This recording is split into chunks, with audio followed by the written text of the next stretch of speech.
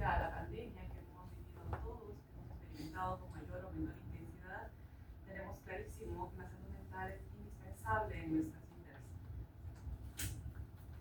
Vamos a ver entonces hablar sobre la salud y la salud mental en cuanto a derecho humano.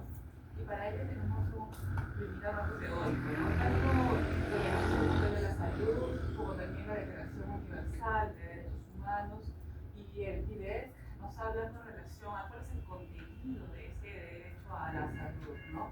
En términos amplios, se están refiriéndose a ese estado de bienestar, tanto físico como mental y social, y de allí que se haga relación a lo que vivimos en el COVID-19, porque precisamente, ¿no?, se ha enfatizado más la experiencia a nivel físico. Sin embargo, se había dejado de lado la importancia de la socialización que tenemos cada uno de nosotros, especialmente cuando estuvimos confinados y no podíamos dialogar con otros o hacer nuestra vida cotidiana, ¿no? Lo propio en la salud mental, como vamos a ver luego, respecto al agobio, la angustia, el estado de depresión que podríamos también experimentar ante la pérdida de un familiar o que nosotros mismos estuviésemos en una condición límite, ¿no? Con relación a la Declaración Universal, es un término interesante porque señala que toda persona tiene derecho a un nivel de vida adecuado que le asegure así como a su familia la salud y el bienestar, ¿no? Ese nivel adecuado o esos niveles óptimos parecieron un tanto gaseosos, y de allí que más adelante se van a establecer una serie de criterios y de dimensiones para verificar a qué nos referimos con un grado satisfactorio del derecho, ¿no? Por otro lado, el PIDES hace referencia también a ese disfrute del más alto nivel posible de salud física y mental. Cuando hace referencia a esto último, análogamente a lo que también vamos a ver luego, tanto en la Convención Americana en el artículo 26 como también en los protocolos de El Salvador, refiere justamente que este derecho va a ser progresivo, ¿no? Es decir, va a ser un derecho exigible, es un derecho judicializable, pero es además un derecho progresivo, es decir, no tiene una regresión inmediata, sino que se va a dar poco a poco, ¿no? No obstante ello, insisto, tiene que buscarse la calidad y que ese nivel cumpla con los estándares aquí requeridos, ¿no? De allí el despliegue que va a haber entonces. Tenemos entonces esta definición de salud mental, que está dada también con la Observación General número 14, y señala, ¿no?, la salud mental, perdón, por la Organización Mundial de la Salud, perdón, y señala, ¿no?, la salud mental se define como un estado de bienestar en el cual el individuo es consciente de sus propias capacidades y puede afrontar las tensiones normales de la vida, puede trabajar de forma productiva y fructífera y es capaz de hacer su contribución a su comunidad, ¿no? Sin embargo, tradicionalmente se ha estigmatizado la salud mental como una especie de situación en la cual una persona se encuentra desvalida o discapacitada, aminorando la posibilidad de que sea un sujeto, lo digo entre comillas, útil a la sociedad. Se nos exige que seamos productivos, que seamos, ¿no?, útiles a otros. En el caso de los docentes se nos exige que publiquemos, ¿no?, se nos exige que produzcamos expedientes, que resolvamos cosas, en fin, resoluciones, ¿no? Mecánicamente nuestra vida se vuelve la de jóvenes o adultos funcionales.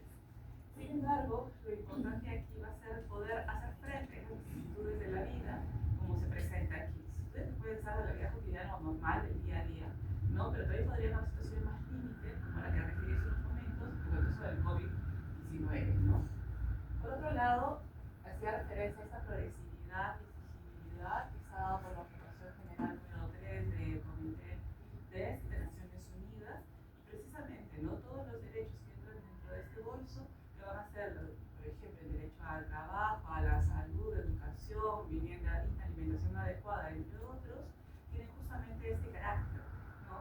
Entonces, cuando en el ámbito nacional se exige que un derecho social se cumpla, el mito es generalmente que esto no se puede realizar porque somos un país en vías de desarrollo o que somos un país pobre, ¿no? Sin embargo, sabemos bien que eso no es así, precisamente por las jurisprudencias. Vamos a revisar a continuación un conjunto de sentencias interesantes, tanto a nivel del ámbito nacional, podríamos destacar algunas, como también en el ámbito interamericano, ¿no? Entonces, esta observación general precisa también que los estados necesariamente deben orientar todos sus esfuerzos para que finalmente se concrete este derecho, ¿no?, sea a través de estrategias, de lineamientos, políticas, cooperación internacional, ¿no? Entonces, cuando se hace un aterrizaje y se verifica si el Estado mentales que veremos, también tiene que verificarse que realmente en mi plan de acción, en mi política pública, si es que la tengo en materia de salud mental, por ejemplo, tendré que dirigir todos sus esfuerzos y demostrar que he hecho convenios, que he trazado estrategias, planes de salud mental, por ejemplo, y que a partir de ello recién puedo trabajar, digamos, a conciencia y con seriedad y abordar ese derecho plenamente, ¿no? Dentro de las dimensiones del derecho a la salud, tenemos en la Observación General número 14, ahora sí, ¿no? La disponibilidad, accesibilidad, la aceptabilidad y la calidad. Ahora, sabemos bien que tenemos un servicio de salud, ¿no? O sea, el MINSA, el Salud, clínicas privadas, el SIS, en fin, ¿no? Pero el derecho de salud no se limita a la mera existencia del servicio, sino que además este necesariamente debe estar disponible o suficiente en número, ¿no? Pero también accesible geográfica y económicamente, es decir, cuántas personas en el Perú quedan aseguradas en salud, cuántas de ellas están en el SIS, en el MINSA, cuántas no reciben ningún tipo de atención en su salud, ¿no?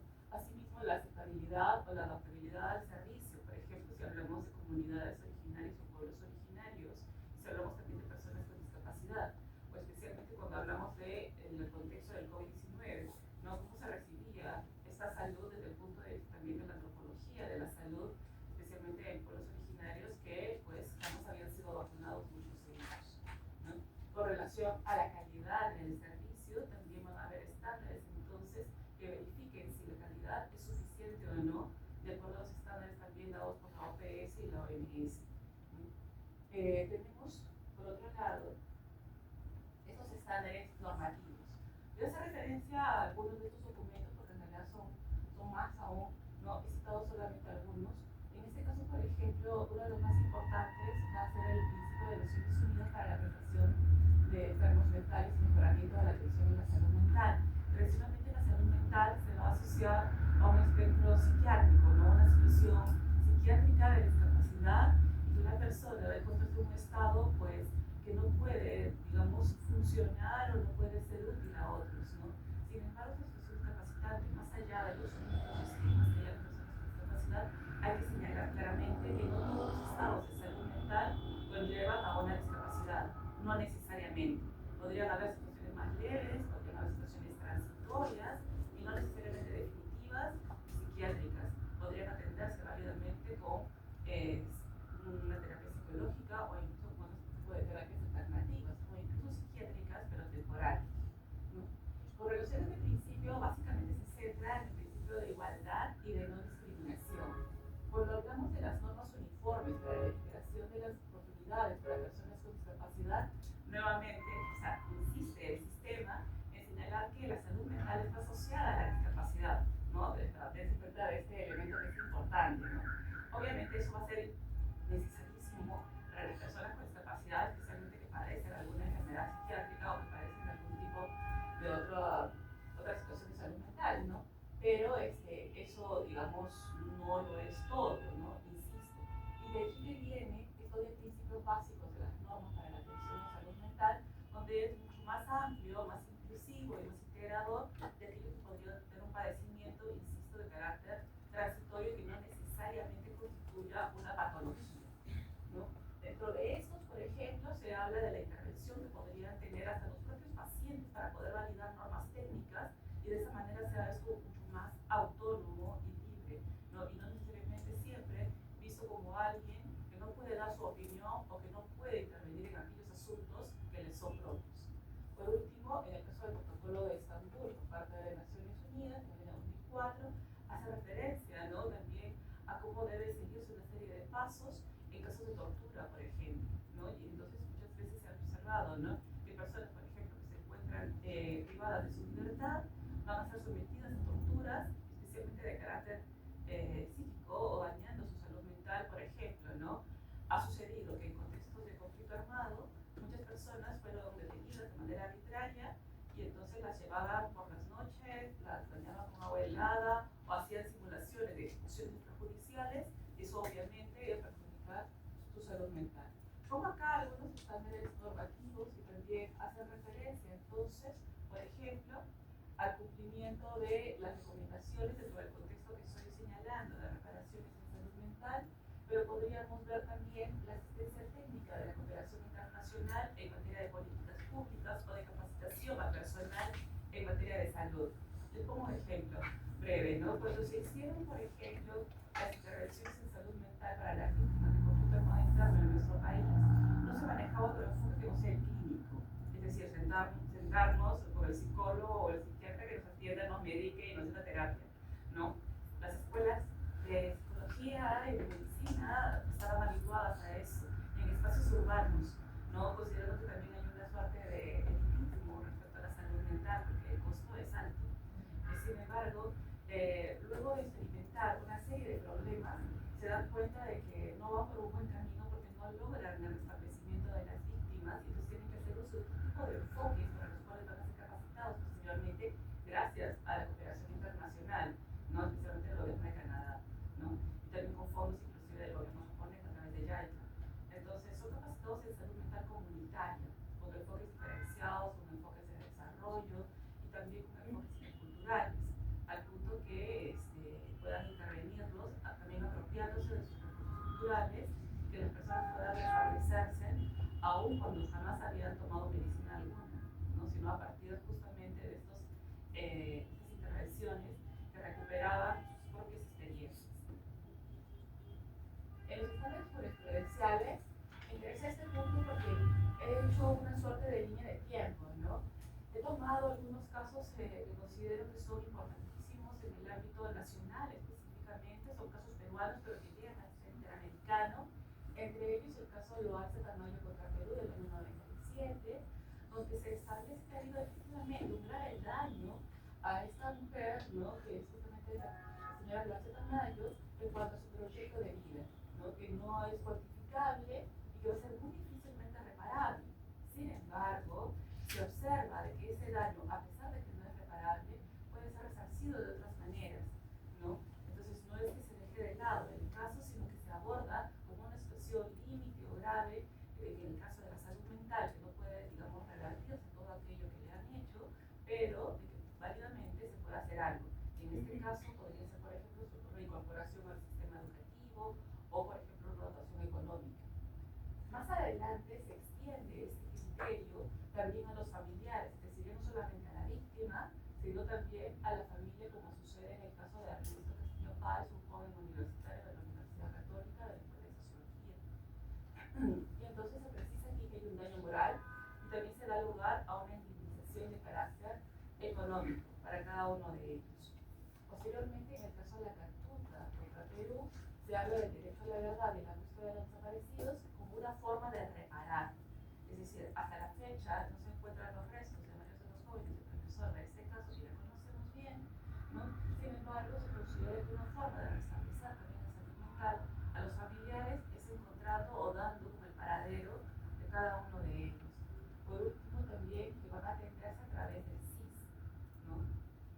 Finalmente, el caso de Espinosa González contra Perú, que es un caso bastante controversial porque se trata de una víctima que a su vez fue victimaria, ¿no? O sea, una víctima que fue violentada sexualmente en dependencia policial y que luego también estuvo privada de libertad, fue violentada nuevamente física, sexualmente, psicológicamente, golpeada con tal brutalidad que cuando sale de la cárcel después de 25 años sale muy mal y muere al poco tiempo.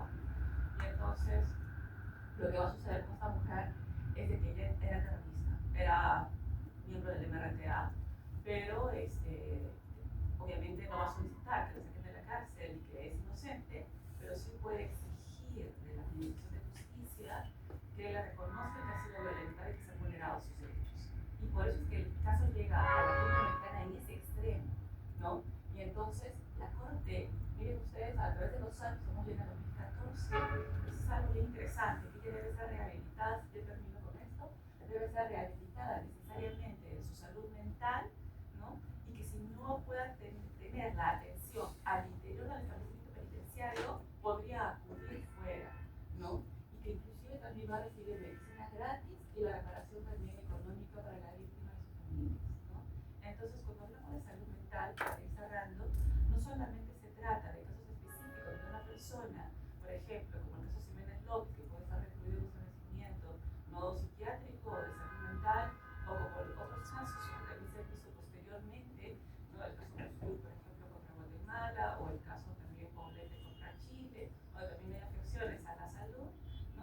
embargo, acá vemos cómo también la Corte va observando la necesidad de reparar en salud mental, que hay que visibilizar esto y que hay que dotar de mayores herramientas a las personas para que puedan mejorar, ¿no?, en lo que cabe. ¿Sí? Bueno, yo sé que sí, el límite del tiempo iba simplemente a hacer algunas referencias más. Ya tengo que cortar, ¿sí? Ya, ok. Igual pasar las diapositivas para los quienes deseen tenerlas. Iba a hablar solamente sobre el presupuesto, que en el Perú es un presupuesto ínfimo, es menos del 1% del presupuesto nacional de la República, a comparación del 3% que se puede otorgar a nivel de otros países de las Américas. Desde allí la situación que vivimos, ¿no? No hay psicólogos ni siquiera de atención de vida. ¿Sí? Muchísimas gracias. Muchas gracias.